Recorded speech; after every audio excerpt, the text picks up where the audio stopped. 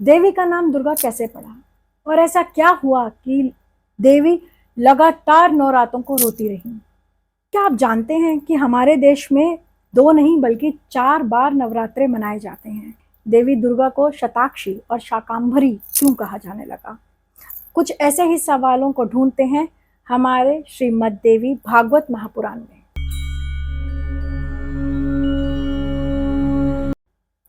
जय मां अम्बे।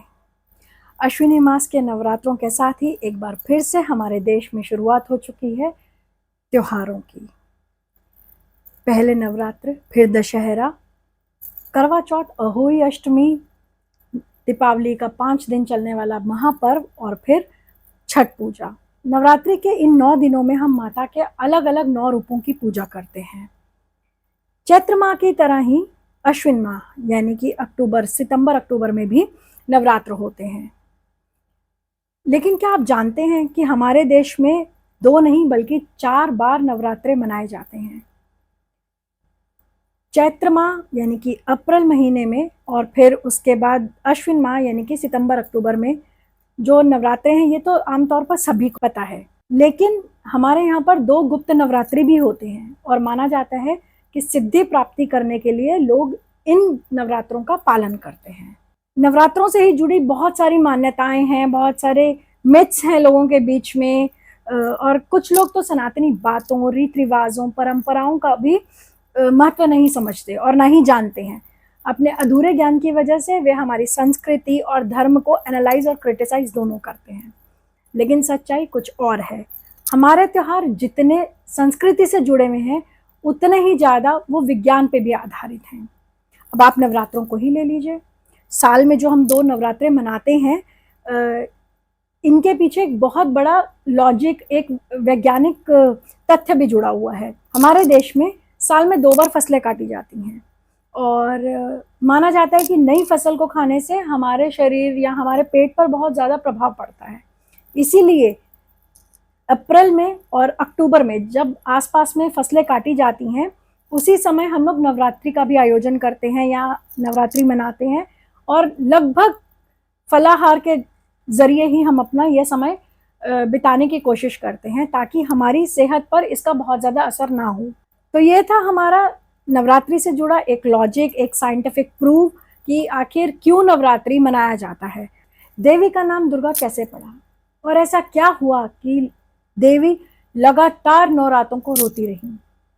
देवी दुर्गा को शताक्षी और शाकंभरी क्यों कहा जाने लगा?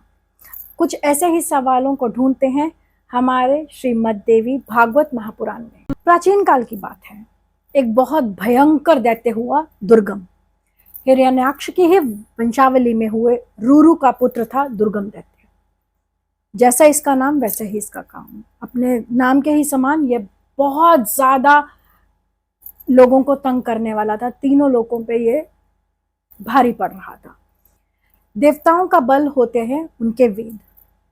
जहां वेद नहीं होते वहां पर संसार का सारा कार्यक्रम रुक जाता है। एक किस्म से कहा जा सकता है कि संसार ही ठप हो जाता है और जिसे भी संसार पर कंट्रोल चाहिए, नियंत्रण चाहिए, वह सबसे पहले वेदों को चोरी करने की कोशिश करता है।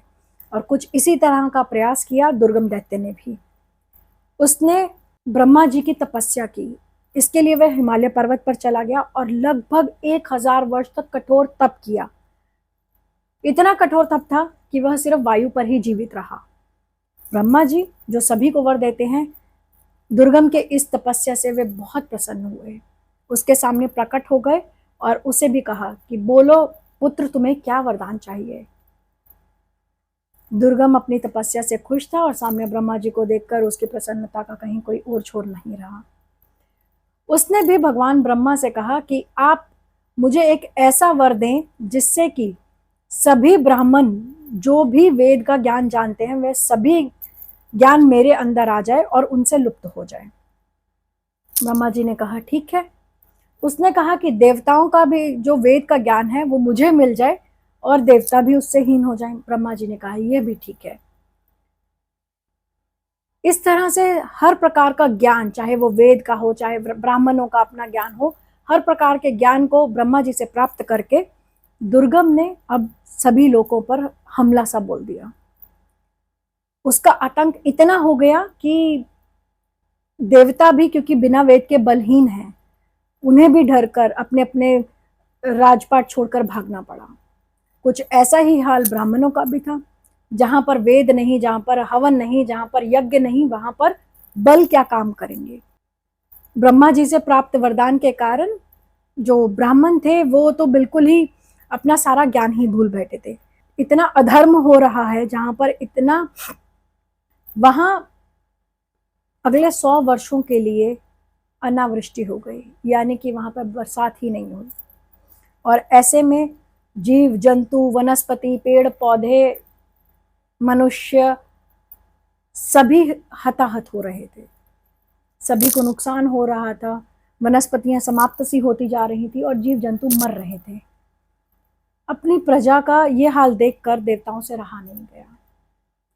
दुर्गम ने देवताओं को भी कहीं का नहीं छोड़ा, यहाँ तक कि उसने इंद्र की राजधानी अमरावती पर भी हमला कर दिया और स्वयं इंद्र के पद पर आसीन हो गया। सभी देवता डर से गए। उन्हें समझ नहीं आ रहा था कि तीनों लोकों का संचालन कैसे चलेगा। वे सभी कैलाश पर्वत की तरफ बढ़े और माँ जगदम्बा से अनुरोध करने लगे, उनकी स्तुति करने लगे, उनसे बार बार पूछने लगे कि देवी कुछ तो आप ऐसा कीजिए जिससे कि ये सब संकट दूर हो सके। देवताओं की इस प्रकार की स्तुति, इस प्रकार की करुणा सुनकर अपनी प्रजा को इतना निराश होता देखकर देवी भी रुक ना सकी।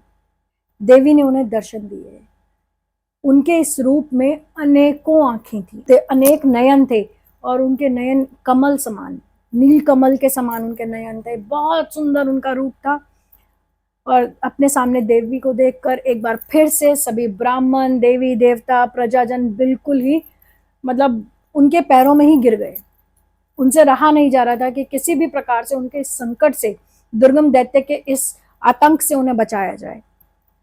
देवी से भी रहा नहीं गया। अपनी प्रजा को, अपने ही पुत्रों को, अपने ही देवताओं को इस प्रकार निराश देखकर देवी की आंखों से अनेकों धाराएं बहने लगी, जल धाराएं।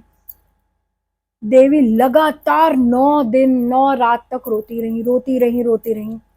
और उनके इस प्रकार रोने से सभी जलधाराएं जो पृथ्वी पर थी, लोकों में थी, वो सब भरने लगी। जो वनस्पतियां सूख चुकी थी वो दोबारा से हरी भरी होने लगी। जीव जंतु एक बार फिर से उनको मतलब प्राण मिल गए थे। और इस प्रकार सभी धन्य हुए, सभी लोग बहुत खुश हुए। सभी ने देवी की स्तुति की। सबने कहा, देवी आपने हमें सबको बचा लिया, आपने हमारे प्राण तो हमें लौटा दिए, लेकिन अब हमें दुर्गम के संकट से भी बचाइए। तो देवी ने एक बात बोली। देवी ने उनको कहा कि जैसा आप चाहते हैं वैसा होगा, और जैसे कि सभी से वेदों का ज्ञान चोरी हो चुका है, छीना जा चुका है, तो आप सभी को वो भी मैं लौटाऊंगी।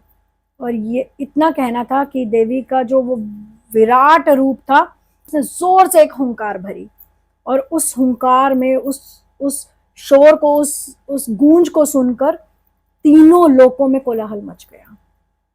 दुर्गम और उसके जो सेनापति और मंत्री वगैरह थे वो तो एकदम से हैरान हो गए कि ये क्या हुआ, एकदम से इतना कोलाहल कैसे हो गया। लेकिन दुर्गम भी कोई कम नहीं था। वो भी समझ गया कि जरूर अब उसके खिलाफ देवताओं ने कुछ षड्यंत्र किया है, और वो अपनी 1000 अक्षौहिणी सेना लेकर तैयार हो गया। अगर बात करें कि एक अक्षौहिणी सेना में कितना बल होता है, तो उसके लिए आपको बताया जा सकता है कि इसमें लगभग 6 लाख प्राणी शामिल होते हैं।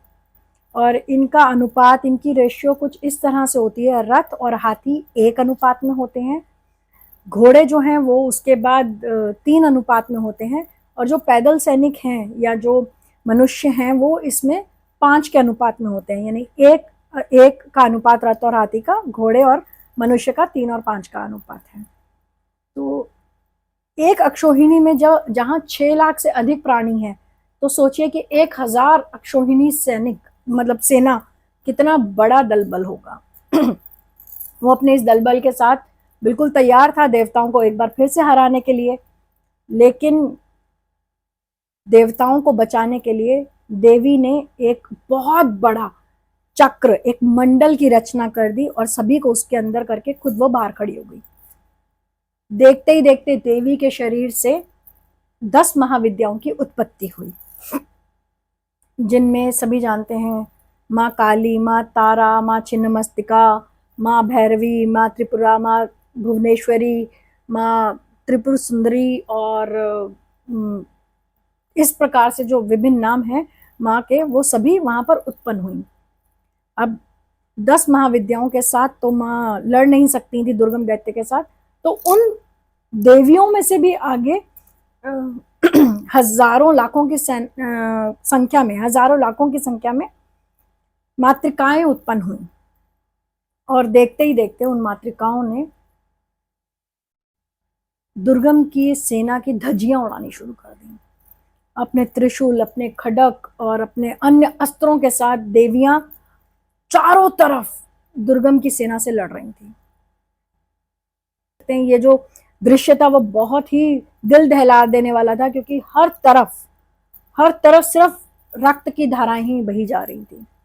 देवता देख के ही विचलित हो रहे थे कि किस प्रकार से माता और माता की जो 10 महाविद्याएं हैं, उनके जो 10 रूप हैं, वो एक एक करके सेना का बल जो था वो कम कर रही थी।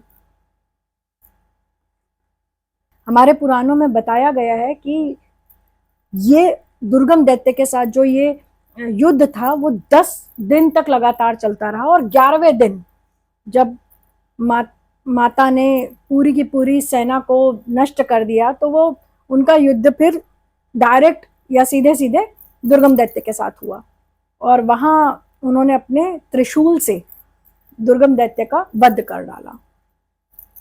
उस समय दुर्गम दैत्य बहुत भयंकर लग रहा था। वो माता के सामने लाल रंग की माला और वस्त्र में आया था, और जैसा कि हम सभी जानते हैं, माता का जो वो रौद्र रूप है उसके आगे कोई भी टिक नहीं सकता।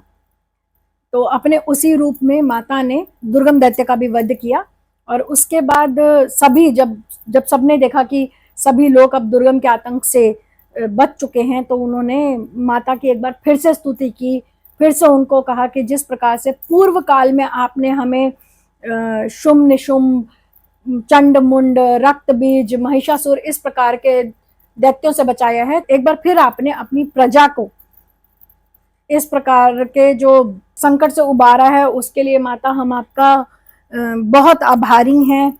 और जिस तरह माता आपके शरीर में उस समय अनेकों अनेक नयन उत्पन्न हुए थे, तो उस वजह से माता की जो स्तुति थी देवताओं और ब्राह्मण और उनकी प्रजा ने शताक्षी रूप में की, और फिर जब माता के नेत्र से जल धाराएं प्रवाहित हुई, और वहां से एक बार फिर से शाक जो मृत शाक थी वो एक बार फिर से हरी भरी होने लगी, तो इसीलिए माता को शाकांबरी भी कहा गया। दुर्गम दैत्य को मारने की वजह से माता का नाम दुर्गा हुआ। उसी माता के स्वरूप को आज भी हम अपने घर में 9 दिन लगातार अलग अलग रूपों में उनकी पूजा करते हैं। उन्हें हम उनसे शक्ति प्राप्त करने की कोशिश करते हैं, उनसे सद्बुद्धि प्राप्त करने की कोशिश करते हैं। हम कहते हैं जिस प्रकार से पूर्व काल में, प्राचीन काल में देवी ने दैत्यों का सर्वनाश किया, उसी प्रकार से इस बार हमारे अंदर जो अवगुण हैं उनका भी मां नाश करें। इसी के साथ आज हमारी कथा यहीं समाप्त होती है। नमस्कार। उम्मीद है कि आपको हमारी पौराणिक कथाएं बहुत पसंद आ रही होंगी। आप अगर चाहते हैं कि हम इसी प्रकार का और कंटेंट और कथाएं जो कि हमारे पुराणों में बताई गई हैं, हमारे ही फायदे के लिए, हमारे ही लाभ के लिए, हमारे ही कल्याण के लिए, तो अगर आप चाहते हैं कि हम ऐसी ही कथाएं आपके सामने और लाते रहें, तो प्लीज़ हमारे चैनल को सब्सक्राइब करें और लाइक करें, और कमेंट बॉक्स में हमें ज़रूर बताएं कि आप किस प्रकार की कथाएं और सुनना चाहते हैं।